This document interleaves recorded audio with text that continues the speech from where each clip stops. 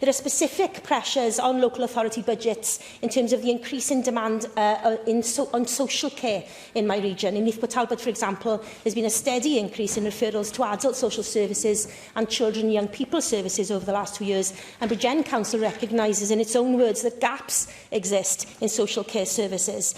Without additional funding to meet the need for social services for adults and children, it will be impossible, of course, to solve some of the causes of the crisis in the health service.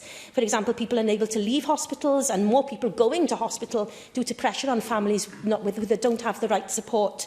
According to the Wales Fiscal Analysis Team, the Chancellor's recent autumn statement means there will be an additional £1.2 billion available to the Welsh Government over the next 2 years as a result of the Barnett consequentials. So can the Minister provide assurances that funding included in this £1.2 billion for local government social care services is passported in full during the next 2 years into local government settlements?